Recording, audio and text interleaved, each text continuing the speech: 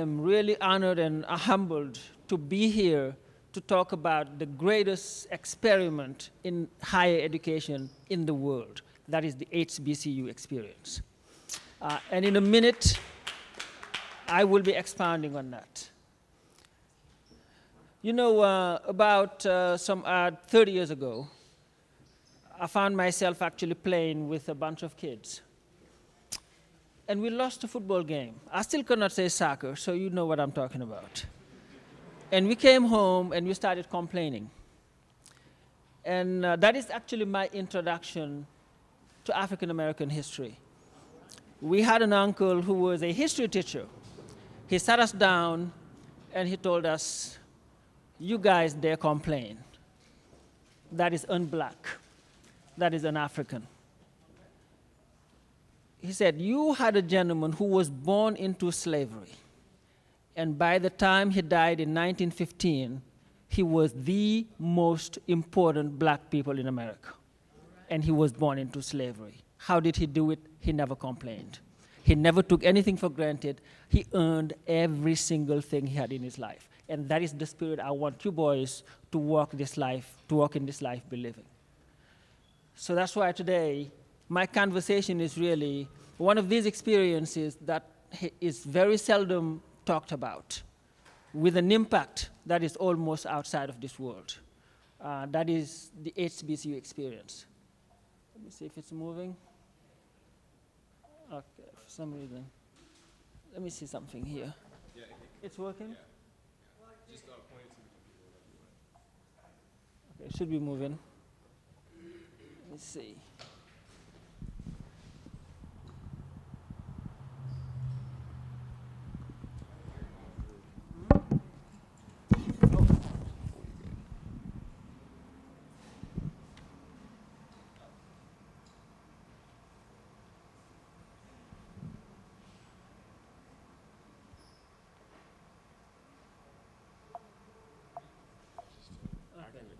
Thank you.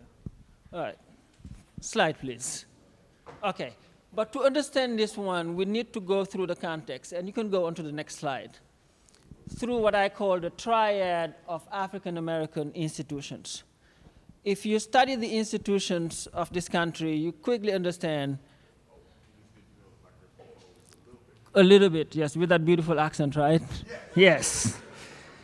So, 3 institutions stand, and I actually spoke about it on a book that I published about 2 years ago.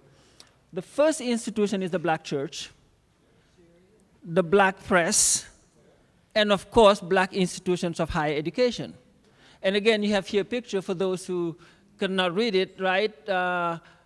AME Church, Emmanuel AME Church. And you are familiar with that church. The first African-American church. And when a 19-year-old walked into that church, whose name I will not mention because I'm not in favor of glorifying certain names, he wasn't alone. They understood what they were getting into. Because there was a time in this country where black people were not allowed. They were allowed to sit in the pews, clap their hands off, but never lead a church. Black people got tired of it, created their own churches, so that actually those churches stood for resistance. It wasn't just about worshiping, it was about affirming that identity which will never die. So those murderers, they understood what they were doing by attacking the very first church established in this country as a symbol of resistance. The next one that many people actually are not mostly aware of, the black press. The black press was not just about publishing news, it was about economic development. It was about giving the means to those people who were living in Alabama to go to Chicago, to go to New York, telling them what the best and the safest routes were. And once they got there, the same black press, the Chicago Defender, the Baltimore African American, the New York Age, they also were positioned to let people know where the good jobs were, where black people could safely earn a living. So it was about also another act of resistance. But my main focus here today is what is known as HBCUs. Next slide, please. So to understand the emergence and the development of HBCUs, we need to place it into a singular context, which is it took an act of Congress to get where we are. The first act, if I can get to the next slide, was actually the 1862 Morrill Act, which actually established what we call today the land grant institutions. And if we just have to put it in context, we have to understand that the position of the US today in the world, it's not due to the US military. It's not due to anything else. Land grant institutions played the fundamental role that placed the US in the position it is in today. Because if you look at land grant institutions, they were basically those institutions, and this is what the US did that Europe couldn't do, quite frankly. Because for Europe, you had institutions of higher education that were just for the elites, for those people who had the means, for those people who actually could afford to talk about theory, to talk about philosophy and other things. And this was a Lincoln idea, rooted in a Jefferson idea about that if you want to develop a country, you go find the common people and you educate them. You give them the means to determine what the future of this country will be. The yeomen, the plain folks, people who otherwise would not have gotten access. That's why in its beginning, they were known as what? As agricultural and mechanical institutions, meaning institutions where you get out of and you actually know how to do stuff, not just how to talk. That is the fundamental difference. But then this did not go far enough. So because now we come up with, the Emancipation Declaration, black people being free, and black people knocking on the doors of those institutions, including the land grant institution, saying, I want to come and get my share of education. What did those institutions say? They say, no, you're not getting in here. So again, another action had to be taken. Next slide, please. Which brings us to the second Morrill Act of 1890, which basically said, you can go to the next one, that we have now to put black people in a position where if they cannot integrate your schools, they can create their own damn schools. And that turned out to be brilliant.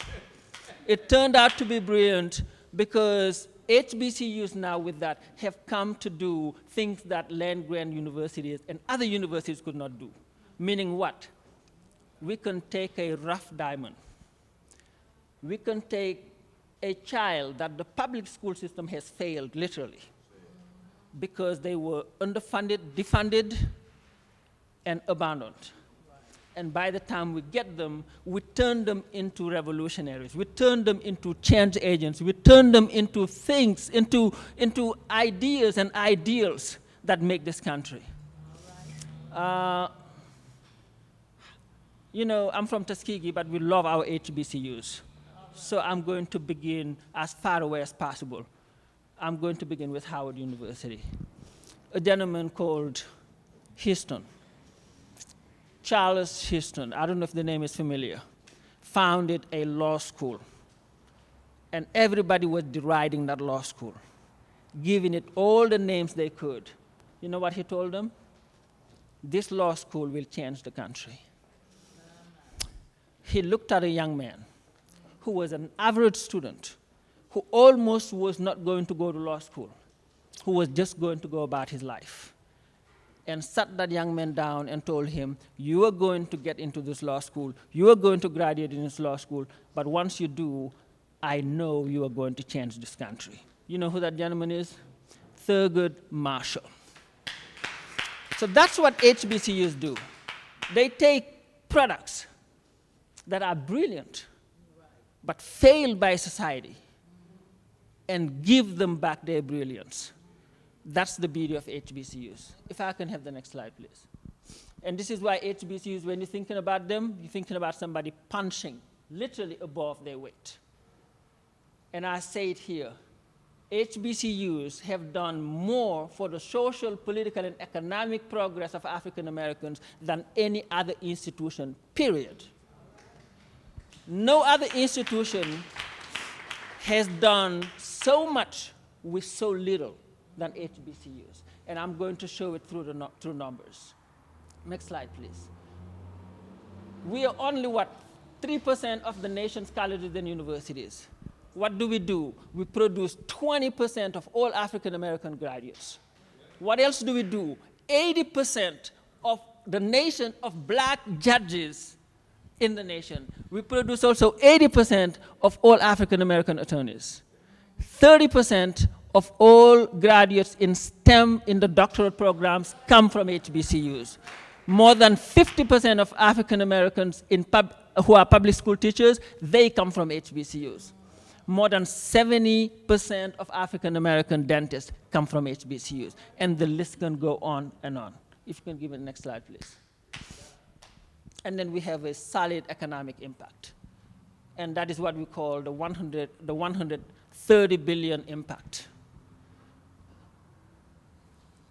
And you're talking about institutions that are generating, and this comes from the UNCF recent study, almost 15 billion annually.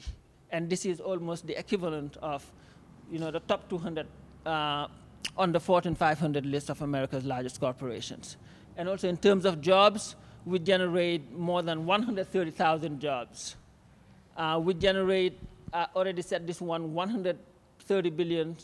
And at the individual level, an HBCU graduate working through their lifetime is expected to make almost an extra $1 million compared to those who did not go. Next slide, please. And a case in point so that I do not just speak in abstract.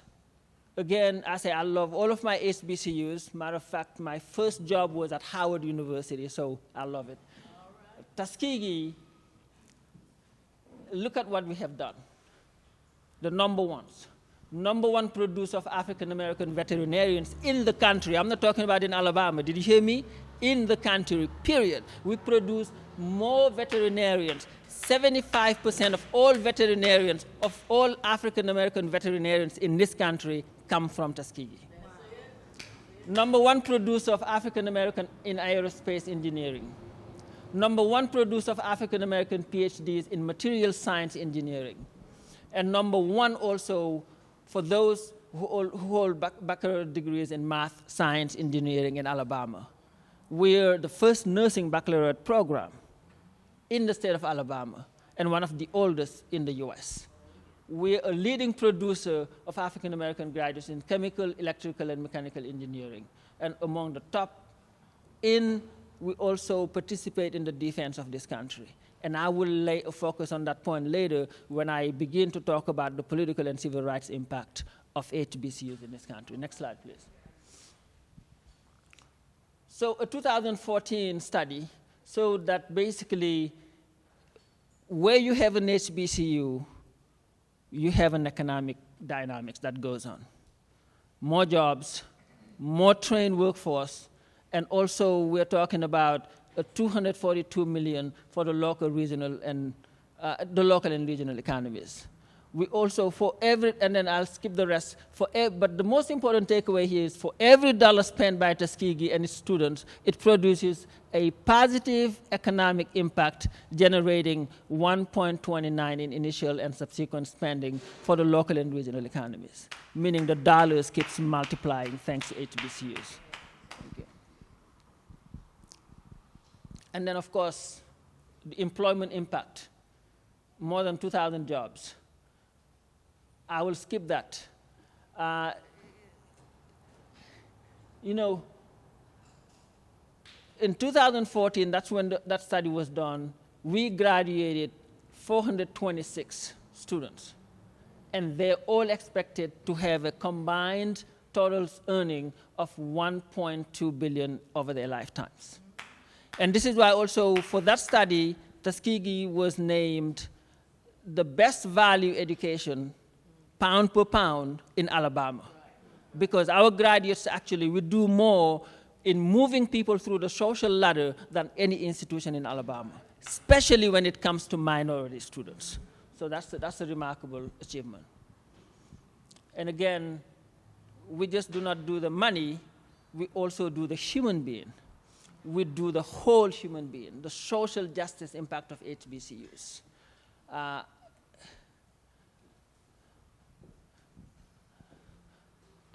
there's an argument to be made that in 1945, democracy was saved in part because of the role that Tuskegee played.